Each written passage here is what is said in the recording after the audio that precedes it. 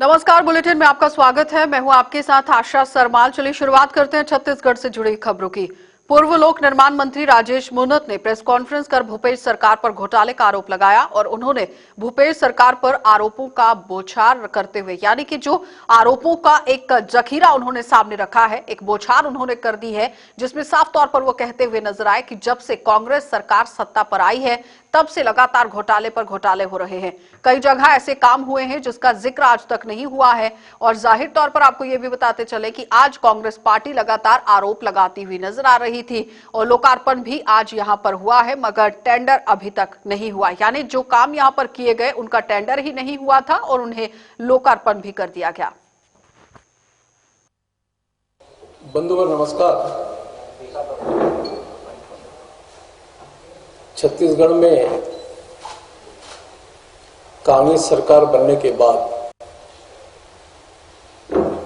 जिस प्रकार से घोटाले पे घोटाले चीजें निकल करके आई है और जिस प्रकार से सरकार की कार्य करने की पद्धति,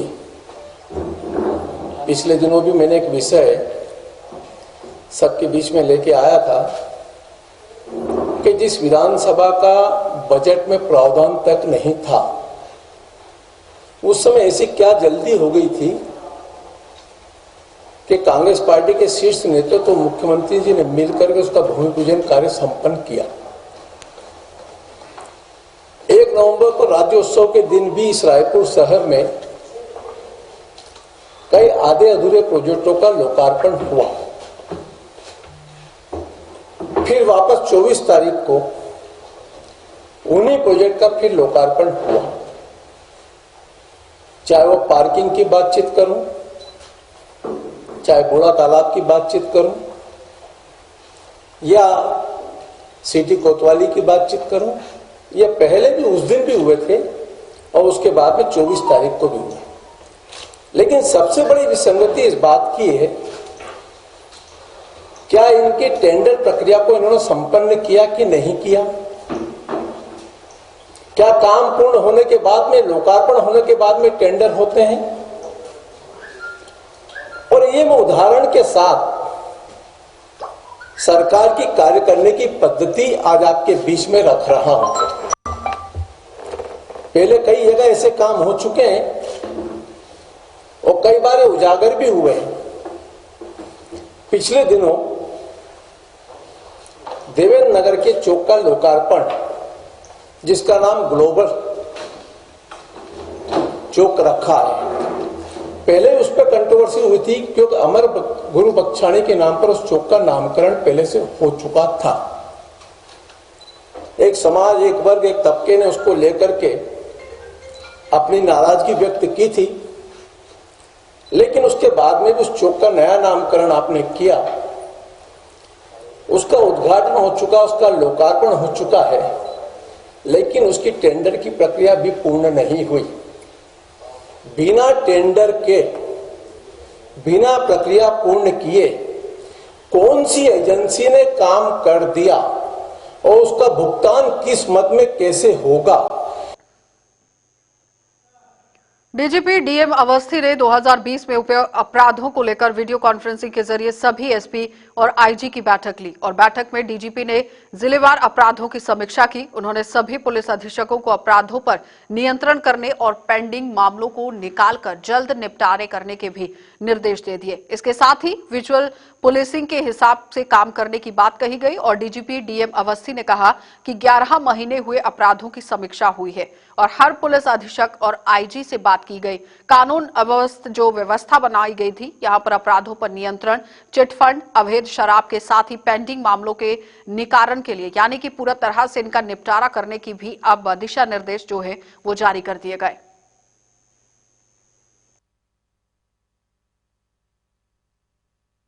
अभी 11 महीने के अपराधों की समीक्षा हुई है।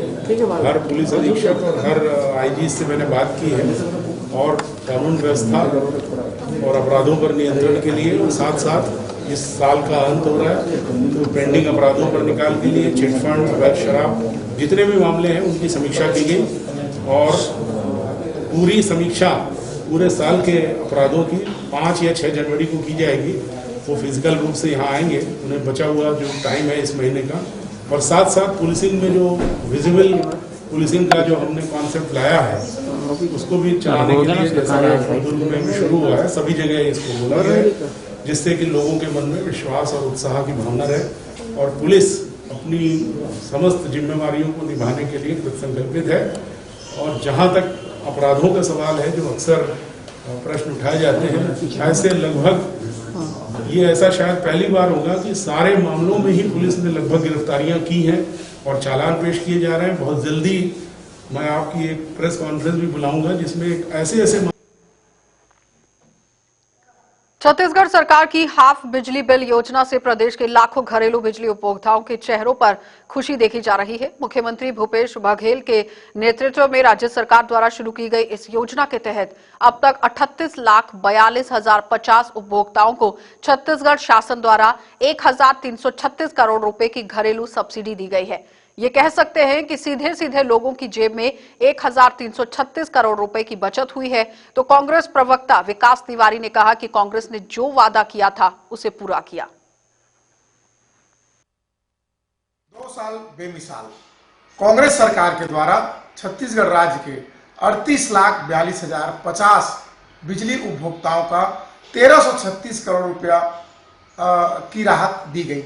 मुख्यमंत्री भूपेश बघेल और कांग्रेस पार्टी ने इस बात का ऐलान किया था कि प्रदेश के उपभोक्ताओं का बिजली का बिल हाफ होगा। 400 यूनिट में जो कुल उपभोक्ता हैं उनका बिजली का बिल हाफ हुआ और प्रदेश में कुल जो सरकार के द्वारा राहत राशि दी गई वो 1,336 करोड़ रुपया है।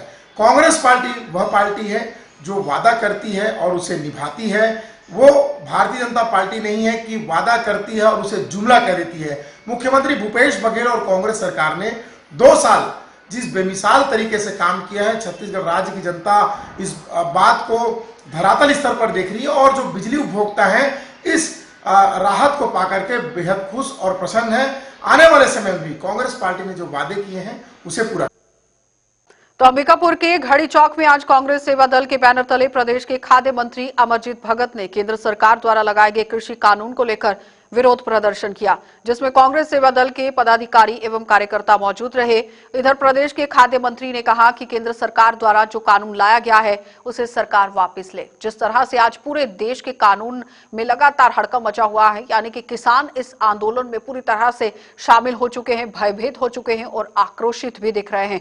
तो किसानों का हक मारा जा रहा है और अधिकार भी यहाँ पर खत्म होते हुए दिख रहे हैं। जो 3 कानून केंद्र सरकार से लाए गए हैं उसे किसानों के हित में नहीं बताया गया है, जिसकी वजह से किसानों में काफी ज्यादा रोष देखा जा रहा है और हर गली नुक्कड़ के अंदर किसान जो हैं वो अब प्रदर्शन करते हुए नजर आ रहे हैं और दिल्ली तक कूच करने से भी गुरेज नहीं कर रहे। पूरे देश के किसान आज आंदोलित हैं। पूरे देश में किसान आज भयभीत हैं और आक्रोशित भी हैं कि उनका हक मारा जा रहा है, उनका अधिकार मारा जा रहा है। जिस प्रकार से 3 कृषि कानून लाया गया है वो किसानों के विरुद्ध है और पूरे देश में किसान आंदोलन कर रहे हैं। हरियाणा और पंजाब के किसान आज दिल्ली के पास आकर के वहाँ डेरा जमाए हुए हैं। दिल्ली पुलिस उनको अंदर घुसने नहीं दे रही है। जंतर मंतर जाना चाहते हैं, अपना आंदोलन करना चाहते हैं। उनका मांग है कि तीनों कृषि बिल तत्काल वापस लिया जाना चाहिए, लेकिन भारत सरकार और मोदी सरकार सुनने को तैयार नहीं है। जो मोदी सरकार पहले सरकार में आने से पहले स्वामीनाथन कमेटी की रिपोर्ट को लागू करने की बात करती थी, किसानों की आय दोगुनी करने की बात करती थी, आज सरकार में आने के बाद शांता कुमार के रिपोर्ट को लागू करने के लिए साइलेंट काम कर रही है। यहाँ धान पूरे देश में एफसीआई के माध्यम से जो खरीदी होता है उसको बंद करने की बात करती है। पीडीएस में जो चावल बट रहा है उसको बंद करने की बात करती है। तो ये सरकार में आने के लिए स्वामीनाथन कमेटी की रिपोर्ट की बात किए और आने के बाद शांता कुमार की रिपोर्ट की बात कर रहे हैं। इससे हम सब सशंकित और पूरे देश के लोग आंदोलित हैं। हम भी सेवा दल के जो राष्ट्रव्यापी आंदोलन है उसमें आज सरगुजा में सेवा दल के लोग जो आंदोलन कर रहे हैं उसको समर्थन देने आए थे। तो बस्तर पुलिस को एक बड़ी सफलता हाथ लगी है। शहर के विभिन्न एटीएम मशीनों से बीते 3 महीने के भीतर ही फर्जी तरीके से करोड़ों रुपए गायब करने वाले 2 शातिर अपराधों को भी यहां पर अपराध करने वाले, यानी कहने का तात्पर्य यह है कि अपराधियों को पुलिस ने गिरफ्तार कर लिया। मामले की जानकारी देते हुए बस्तर पुलिस अधीक्षक दीपक झा ने बताया कि बीते 3 महीने से शहर के विभिन्न क्षेत्रों में स्थित एसबीआई बैंक एटीएम मशीनों से करोड़ों रुपए गायब होने की शिकायत बैंक अधिकारियों द्वारा बीते 24 नवंबर को कोतवाली थाने में दर्ज कराई गई थी, जिसके बाद बस्तर पुलिस ने मामले को गंभीरता से लेते हुए जांच करने के भी आदेश जो है वो दे दिए थे और जांच शुरू हो गई थी। तो पुलिस ने संदिग्धों से पूछताछ करते हुए मामले के सभी सूक्ष्म जो बिंदु हैं इन पर तीखी नजरों से जांच करना शुरू कर दिया और पूरी जांच होने के बाद आखिरकार पुलिस ने 1 हफ्ते के भीतर ही 2 अपराधियों को यानी कि अनुराग यादव और जनार्दन यादव को दिल्ली एयरपोर्ट से धर दबोचा।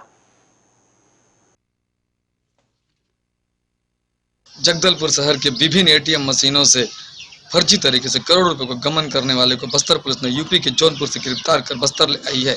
यह दोनों अन्य जिलों में भी घटना को अंजाम दे चुके हैं। JK 24/7 से बास्की ठाकुर, जगदलपुर। छत्तीसगढ़ जनता कांग्रेस के प्रदेश अध्यक्ष अमित जोगी ने धान खरीदी के दिन गोरेला पेंड्रा मरवाही जिले के निगरानी समिति के साथ धान उपार्जन केंद्र पेंड्रा निरीक्षण करने पहुंचे, जहां पर उन्होंने धान उपार्जन केंद्र की व्यवस्थाओं को देखा और राज्य सरकार के ऊपर गंभीर आरोप लगाए। यानी कि पहले पूरा जायजा लिया गया और उसके बाद कमियां यहां पर निकाली गई।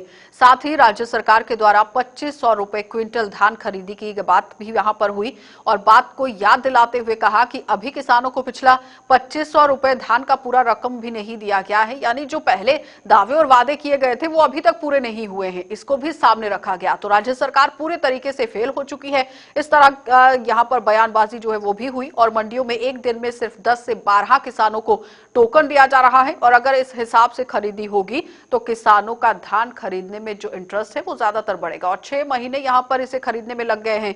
तो हम प्रदेश के 2000 समितियों में जा रहे हैं और देख रहे हैं कि जिस गति से धान खरीदी हो रही है उसे देखकर लगता है कि धान खरीदने में 1 वर्ष भी कम पड़ जाएगा। वहीं अमित जोगी ने धान जो कि सत्याग्रह है इसके अंतर्गत अपनी 4 मांगे उठाई हैं और एक दाना कम ना पड़े इसके लिए बरदाना, 1 मुश्तक और 2500 दिलाना के लिए बिचौलियों को भी भगाने की कोशिश की गई, जिस पर पूरी तरह से ज्ञापन जो है वो राज्यपाल को सौंपा गया है। यानी साफ तौर पर अच्छे से काम जो है वो हो इसके लिए निरीक्षण किया गया, जायजा लिया गया, ग्राउंड पर उतरकर पूरी तरह से निरीक्षण लेने की बात भी सामने आई। पेंड्रा मंडी पहुंचे हैं, धान खरीदी को लेकर क्या व्यवस्था देख रहे हैं छत्तीसगढ़ में? आज सुबह सुबह शुरू होना था धान खरीदाई। शासन की ओर से कांग्रेस पार्टी के माननीय नेताओं को मुख्य अतिथि बनाया गया। कोई 3 बजे पहुंच रहा है, कोई 12 बजे पहुंच रहा है, तो वैसे ही विलंब से शुरू हुई धान खरीदी। जो हमारे जिले की सबसे बड़ी समिति है पेंड्रा समिति, जहां आज हम लोग खड़े हैं, यहाँ पर आज मात्र 13 किसानों का धान खरीदा जा रहा है। केवल 13 किसानों को टोकन दिया गया है। गोरेला जो दूसरी बड़ी समिति है वहां मात्र 8 किसानों को टोकन दिया गया है। पूरे जिले में लगभग 15,000 किसान पंजीकृत हैं। इस गति में तो 2 महीने नहीं 6 महीने लग जाएंगे किसानों का धान खरीदने में। हमारी ये जो पेंड्रा समिति है, मैंने जानकारी ली, यहाँ का टारगेट है करीब 1.5 लाख बोरे धान खरीदने का टारगेट इस समिति का है। पर यहाँ पर अभी आज की तारीख में मात्र 13,992 बारदाने ही उपलब्ध हैं। ये बारदाने का एक बहुत बड़ा संकट सामने दिख रहा है। हमने तो धान सत्याग्रह के अंतर्गत यही मांग करी है कि ये जो सुक्ति के बहाने किसानों का धान कम तौलते हैं, अभी पिछले 3 महीने पटवारियों ने जाके पट्टे में रकबा भी औसतन किसानों का आधा कर दिया है। तो ये हमारी पहली मांग जो है कि उठे एक दाना, दूसरा कम ना पड़े बारदाना, तीसरा 1 मुश्त 2500 रुपया दिलाना और चौथा बिचौलियों से किसानों को बचाना। इन 4 उद्देश्यों के साथ हम लोग प्रदेश की जो 2000 समितियां हैं वहां जा रहे हैं, निरीक्षण कर रहे हैं, पर जो आज धान खरीदी का पहला दिन है, अगर इसी गति से काम चलेगा तो साल भी कम पड़ जाएगा। 15,000 जिस जिले में किसान है वहां एक एक समिति में मात्र 8 किसानों से 13 किसानों से धान लिया जा रहा है। और हमारी जो सबसे महत्वपूर्ण मांग है, इस बार केंद्रीय पूल, सेंट्रल पूल डबल हो गया है। राज्य सरकार ने 30-32 लाख मैट्रिक टन खरीदने की, लेने की केंद्र से बात करी थी, पर कोरोना काल को देखते हुए 68 लाख मैट्रिक टन भारत सरकार छत्तीसगढ़ से ले रही है। ऐसे में राज्य सरकार का यह दायित्व बनता है कि कोरोना काल को देखते हुए किसानों को तत्काल राहत देने के उद्देश्य से जल्द उनका धान खरीदें और एक हाथ से धान खरीदें और दूसरे हाथ से 2500 रुपया दें। चलिए, छत्तीसगढ़ बुलेटिन में फिलहाल इतना ही। देश और दुनिया की खबरों के लिए आप देखते रहिए JK 24/7 न्यूज।